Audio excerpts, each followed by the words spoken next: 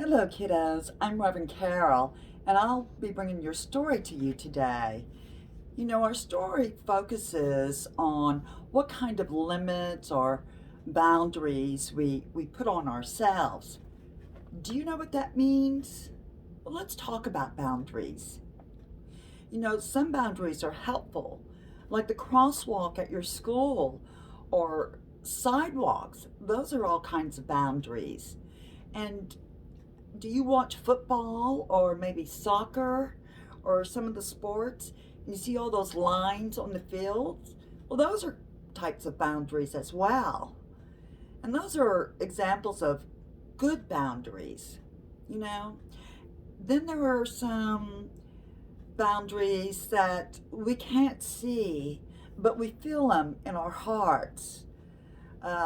Some examples are I don't play with those kids because they aren't in the same grade I'm in. Or I can't eat that food because it's not the same kind of food I eat at home. Or I can't play soccer because I'm not good enough. Or those people are strange. Or those people talk funny. You know, the boundaries we have in our hearts can be much more restrictive or limiting than trying to fit into a box. They can keep us from making friends and having experiences that help us see the whole picture of life. Jesus was born in a time and in a culture that had a lot of rules, and they had very strong, immovable boundaries, around their religion, around their social classes, and everything. But Jesus challenged all those boundaries, and he urged his disciples and those who followed him to do the same. You know, right now we're in a time of great scientific and technological expansion. Why? We just had um, a, a satellite land on Mars yesterday. Isn't that amazing? There's lots of artificial boundaries, and we want to keep challenging those limits that we put on ourselves. And that's what our story today is about. And it is called Franklin Rides. So I'm going to read that to you now. It was a beautiful spring day, and Franklin could hear bees buzzing around the lavender shrubs that grew near the walkway in front of his house. His sister Lori, being afraid of bees, quickly ran past Franklin to where the van was parked at the curb. They were supposed to get in the van for a ride, but their parents were being very mysterious about where they were going. Their neighbor, Mrs. Lee, came out of her garage with her garden clippers and gloves. My goodness, Laurie, you're getting so tall. Are you and Franklin going for a ride? Have a nice time. Then Miss Lee turned to her overgrown hedges with her clippers. Franklin looked at his older sister. Laurie was 13, and she was taller than most girls her age. As Franklin steered his wheelchair out to the sidewalk, he wondered how tall he would be if he could stand up. Franklin had never been able to stand up or walk because of a problem in his spine that he had when he was born. He suddenly realized that no one would ever say, Franklin, you're getting so tall. In the van, Franklin and his sister talked about the superhero movies they had seen the night before. Laurie said the best character with the coolest superpower was the invisible girl. Having the power to be invisible would be cool. But Franklin's favorite was the man who could run super fast. He tried to imagine what it would be like to move your legs so fast that you could burn a hole in the sidewalk. His electric wheelchair was great, but it didn't move very fast. A superhero like that didn't need to go up wheelchair ramps or wait for an elevator or ride in a van. He could go wherever he wanted. When they stopped at the mystery destination, a horse ranch, Lori squealed with excitement and jumped out of the car as soon as they parked. "What do you think, Franklin?" his mom asked. "Well, I think it will be impossible to get Lori to leave this place. She loves horses more than anything." Franklin was actually glad for Lori having fun, but couldn't help thinking it was going to be pretty boring just hanging around waiting for her. "Would you like to take a ride?" His mom was smiling, and he could tell she wasn't teasing him. But what she said didn't make sense. People who can't walk, who ride in wheelchairs, get right on a horse. "This is a special place, Franklin. The horses and teachers work with all kinds of kids, and you can go riding here." Franklin was amazed to find out that many of the kids who took riding lessons at the ranch were not able to walk. Some children had problems that made it difficult for them to talk or to use their muscles in a controlled way. But with special saddles and help from the therapist, all of them could ride. He had never been close to a real horse before. Franklin was surprised at how big they were. The trainer introduced him to Ranger, a gentle brown horse that nestled Franklin with his very soft black nose. Franklin stroked Ranger's smooth brown neck. He could feel the warmth of the horse's body and smell his horsey smell.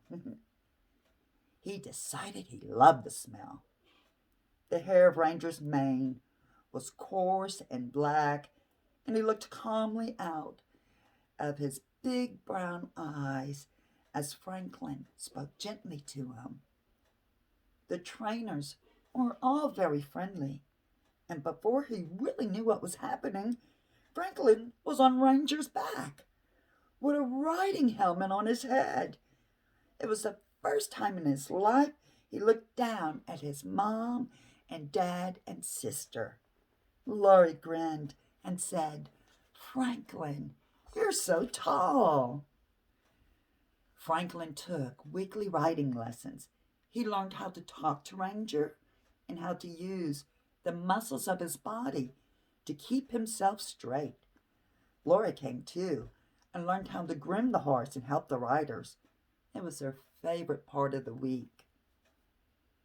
Franklin discovered that a lot of things he never dreamed of. It was even better than imagining being a superhero because it was real. Cheering on the other kids and seeing their accomplishments was also fun. He made many new friends, including a high school boy named Jake, who took care of Ranger. Jake wanted to have his own saddle one day, his own stable as well. He and Franklin have a job there because he was so good with horses. He said Franklin could have a job there. Being in the wheelchair didn't seem quite so hard after Franklin learned he could ride a horse. Life seemed to have many more possibilities. He was learning new skills and new things about himself every time he rode. But unfortunately, some people look at a wheelchair and think it's strange or weird. Franklin was the only kid at a school who needed a wheelchair to get around. One afternoon, he was halfway through the school door when the wheelchair got caught on something. And Franklin was aware that people were waiting behind him as he tried to get unstuck. A boy pushed his way right up behind Franklin, saying, "Hey, Willie boy, get a move on, or this wheelchair might get broken." Too embarrassed to say anything to the bully, Franklin tried the controls on his chair again. Just then, Jake, his friend from the stable, appeared in front of Franklin. The bully behind Franklin said, "Hey, Jake, Willie boy is blocking the door." Jake gave the bully a deep, silent stare, then smiled at Franklin and said, "It's great to see you, Franklin. I wanted to ask you a favor. I can't go to the stable today, and I wanted you to be sure to tell Ranger I'm sorry, but I'll be there tomorrow. And if you would check his right front hoof for me, it looked a bit sore yesterday. You're a real expert now, and I'd be grateful." Jake spoke slowly and calmly.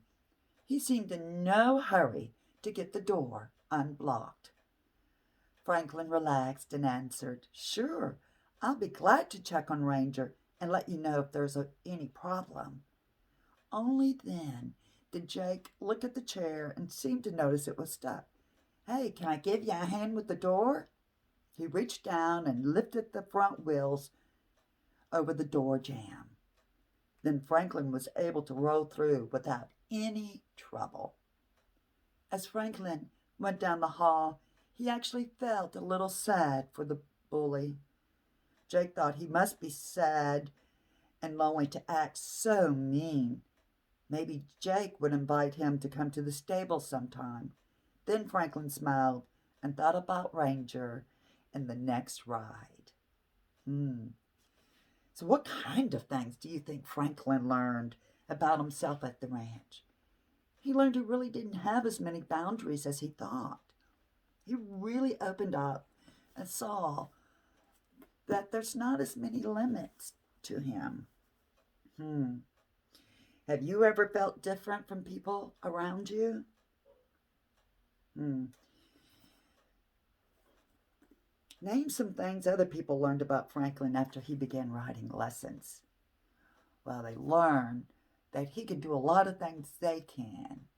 And he might do some things a little differently, but that didn't make him different. It's a wonderful story, and I'm so glad I was able to bring it to you today. You know, all of us at Unity of Austin really miss you. And we hope you're staying safe and warm in this very cold weather. And I'm going to close with our blessing. I love you. I bless you. I appreciate you.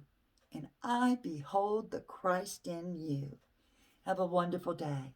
Until next time, bye.